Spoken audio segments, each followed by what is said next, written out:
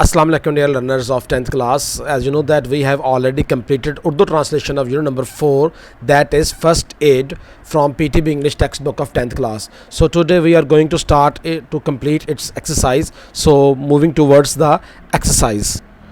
First of all, we will solve the short questions of this unit. First question is, you should not keep checking if the bleeding has stopped. Why? You should not, आपको नहीं चाहिए to keep रखना, checking मुआयना करना, जांचना जारी रखना नहीं चाहिए if the bleeding has stop कि क्या खून का बहाव जो है वो रुक चुका है. क्यों ऐसा क्यों नहीं करना चाहिए आपको?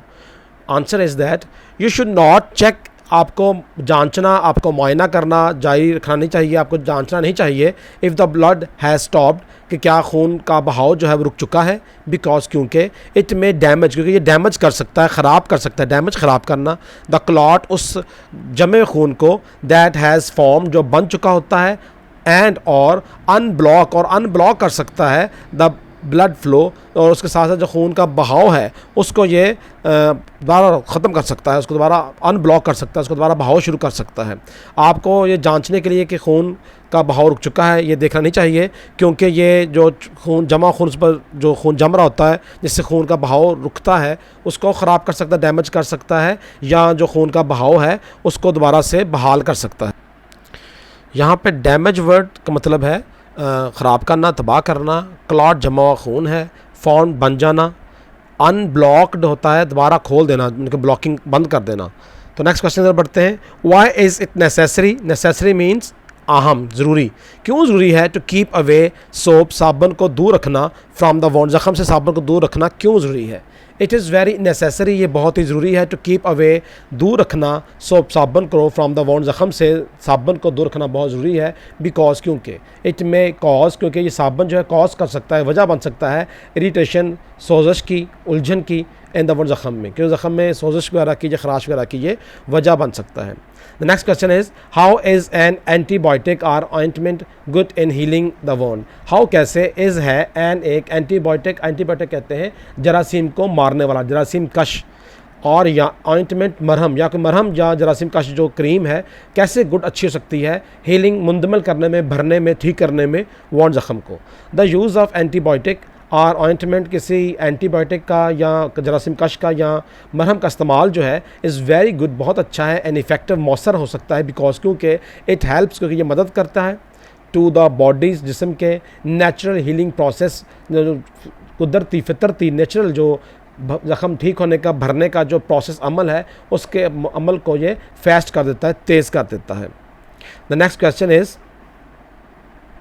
What should you do? आपको क्या करना चाहिए इफ़ यू आर एलर्जिक, अगर आपको उलझन होती है, एलर्जिक है, तो एडहेसिव मटेरियल, चिपकने वाला, एडहेसिव चिपकने वाला मटेरियल, एडहेसिव मीन चिपकने वाला मटेरियल, सामान यूज्ड इन मोस्ट बैंडेजेज, जो अक्सर पट्टियों में चिपकने वाला मटेरियल सामान इस्तेमाल किया जाता है. अगर आपको थोड़ी सी उलझन होती है तो आपको क्या करना चाहिए? If you are allergic to adhesive material, अगर आपको एडहेसिव मटेरियल से, चिपकने वाले मटेरियल से, सामान से एलर्जी है, मुश्किल होती है, use in the most bandages, जो अक्सर पट्टी में इस्तेमाल किया जाता है, दैन यू शुड यूज़, तो फिर आपको चाहिए कि आप इस्तेमाल करें एडहेसिव फ्री ड्रेसिंग्स. तो आपको चाहिए कि जो चिपकने वाले से आज़ाद, बगैर चिपकने वाली जो पट्टियाँ हैं उनका आपको इस्तेमाल करना चाहिए. Second last question is that when do you need to see a doctor? आपको एक डॉक्टर से मिलने की कब ज़रूरत पेश आती है? सी मिलना, देखना.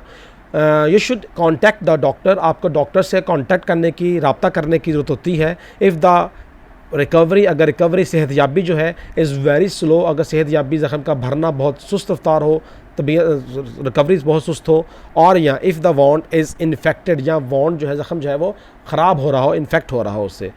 लास्ट क्वेश्चन है शॉर्ट क्वेश्चन में से, what should your first aid kit consist on? आपकी जो फर्स्ट एड का बॉक्स है, किट है, तो किन किन अशिया पर मुश्तमिल होना चाहिए, कंसिस्ट मुश्तमिल होना? द फर्स्ट एड किट, जो पहली मदद की जो डिब्बा है, बॉक्स है, शुड कंटेन, वो मुश्तमिल होना चाहिए अब फर्स्ट एड गाइडिंग बुक, एक पहली मदद, फौरी मदद की रहनुमाई वाली किताब पर, प्लास्टर्स, कुछ पट्टियों पर, इलास्टिक, कुछ लचकदार पट्टियों पर, बैंडेज, आम सादा पट्टियाँ होती हैं, गॉज, जालीदार पट्टियाँ, एडहेसिव टेप, चिपकने वाली टेप पर, कॉटन वूल, एक कॉटन का, कपास वाला कॉटन का जो एक वूल होता है, सीजर्स, कैंची, ट्वीज़र्स, चिमटी, लेटर ग्लव्स, जो ग्लव्स होते हैं अपना आपके दस्ताने, एंटीसेप्टिक वाइप्स हैं, जरासीम से साफ़ किस्म की गीली पट्टियाँ होती हैं, सेफ्टी पिन्स हैं, थर्मामीटर्स है, तो ये सारी चीज़ें, लोशन और ये सारी चीज़ें आपको स्टार्ट में आपको लाजमी चाहिए होती हैं इसके अंदर। तो अब हम बढ़ते हैं इसके एडिशनल क्वेश्चंस की तरफ।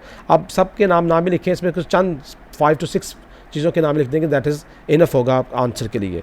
तो अब हम बढ़ते हैं एडिशनल क्वेश्चंस की तरफ। The first additional question is that what is the importance of knowledge of first aid in crisis management. First aid का, फौरी मदद का, पहली मदद का जो इल्म है कितना अहम है मुश्किलात का सामना करने के लिए, मुश्किलात का बंदोबस्त करने के लिए। The knowledge of first aid, फौरी मदद का या पहली मदद का जो इल्म इज़ वेरी इंपॉर्टेंट, बहुत अहम है, एंड क्रिटिकल और नाजुक अहमियत का अमल है फॉर अस, हम सब के लिए, बिकॉज क्योंकि इट ग्रेटली हेल्प्स, क्योंकि ये बहुत ज़्यादा मदद करता है हमारी टू मैनेज द क्राइसिस, इन तमाम मुश्किलात को मैनेज करने के लिए। तो इसका एक ही एडिशनल क्वेश्चन था। तो इस तरह आज हमने ये जो एक्सरसाइज है unit number 4 that is first aid from PTB English text book of 10th class, इसको आज कंप्लीट किया है। इंशाल्लाह नेक्स्ट लेक्चर के अंदर हम स्टार्ट करेंगे नेक्स्ट लेक्चर। तब तक के लिए मुझे दीजिए इजाज़त। अल्लाह हाफिज़।